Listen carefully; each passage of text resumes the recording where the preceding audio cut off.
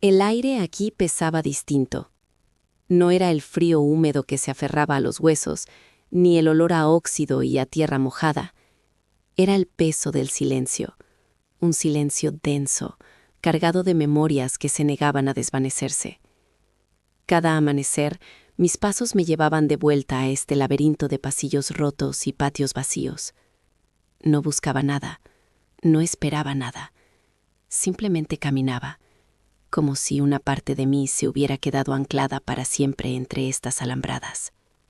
Los muros de hormigón gris aún sudaban el eco de voces que nadie más podía oír.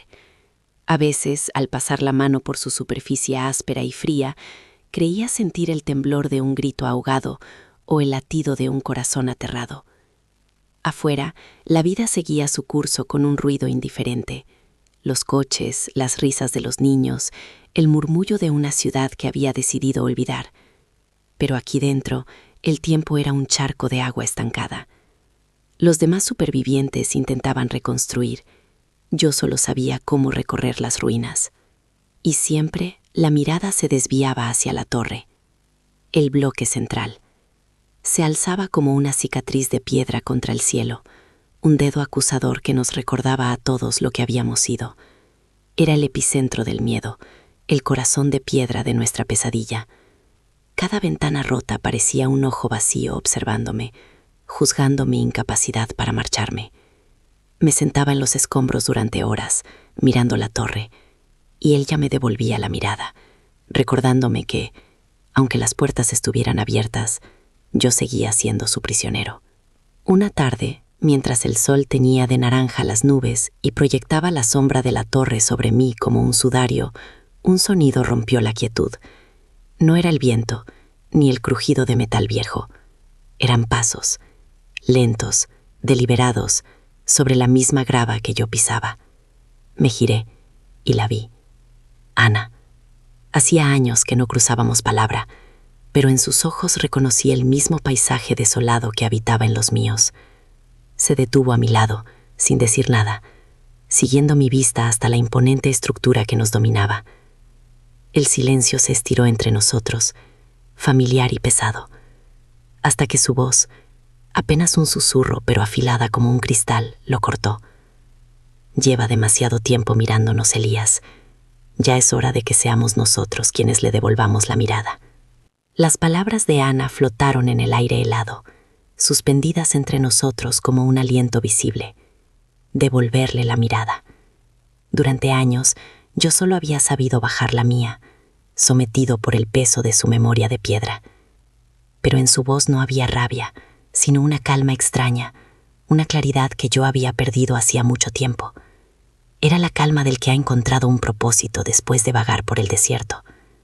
La miré, realmente la miré por primera vez, y vi las mismas grietas en su alma que en la mía, pero las suyas estaban surcadas por una luz incipiente. No entendía qué quería decir. ¿Qué podíamos hacer dos fantasmas contra un gigante de hormigón y acero? La torre era más que un edificio. Era el guardián de nuestros peores recuerdos, el ancla que nos mantenía hundidos en el pasado. Pero antes de que pudiera verbalizar mi derrota, ella hizo un leve gesto con la cabeza hacia las sombras que se alargaban desde los barracamentos derruidos, y de esas sombras surgieron otras. Primero uno, luego dos, luego una decena. Rostros que yo conocía, rostros que había evitado en las calles de la ciudad porque eran espejos de mi propio tormento. Estaba Mateo, el carpintero, con las manos aún fuertes a pesar de los temblores. Estaba Sofía, la maestra, cuya mirada había perdido el brillo pero no la inteligencia. Estaban todos allí, saliendo en silencio, congregándose a nuestro alrededor como si hubieran sido convocados por una señal inaudible. No eran un ejército, eran un archipiélago de islas de dolor que, por primera vez, se acercaban hasta casi tocarse.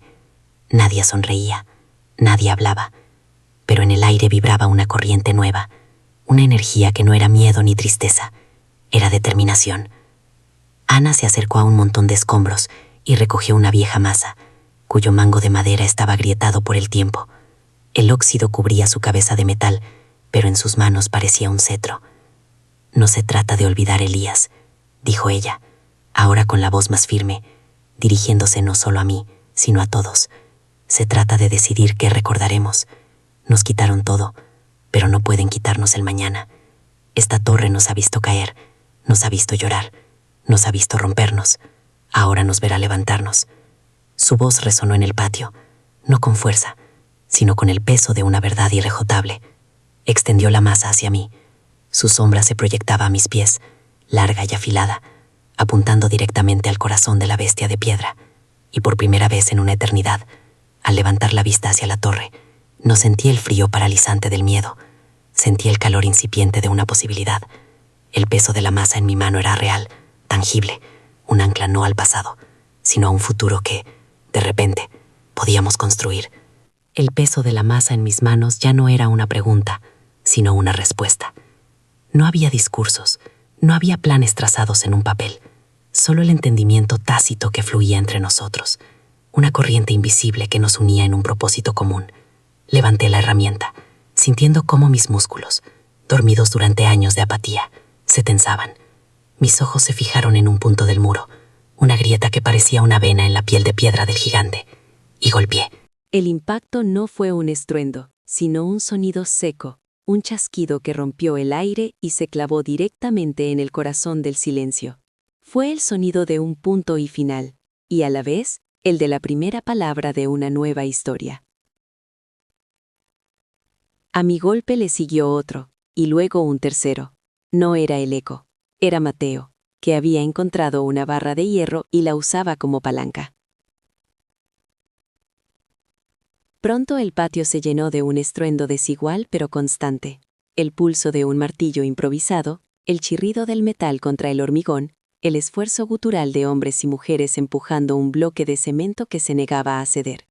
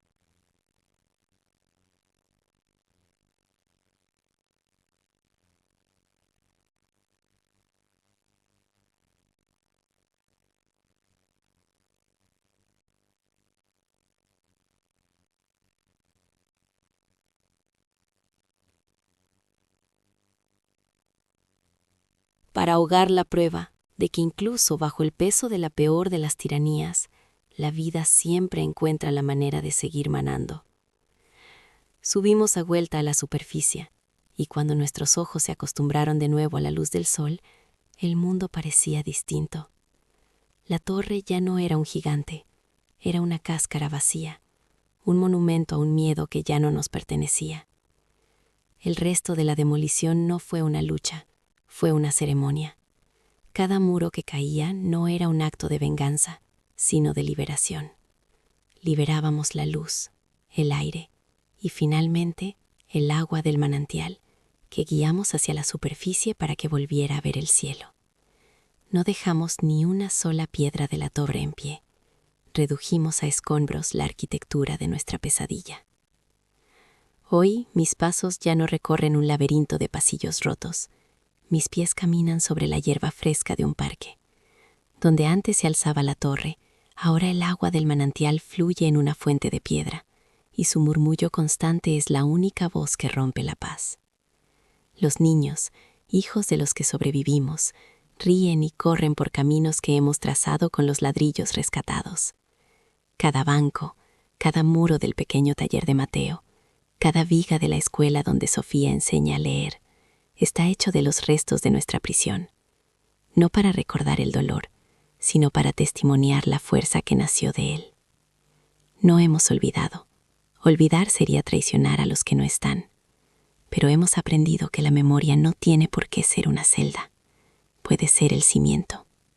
Las cicatrices del pasado siguen aquí, grabadas en la tierra y en nuestra piel, pero ya no son marcas de derrota. Son las raíces del futuro que hemos construido. Nos arrebataron el mundo, pero al demoler sus muros, descubrimos algo que nadie puede quitarnos, la capacidad de empezar de nuevo. Descubrimos que la esperanza no es la ausencia de dolor, sino la decisión de construir algo hermoso con los pedazos que nos ha dejado. Y esa es la única victoria que importa.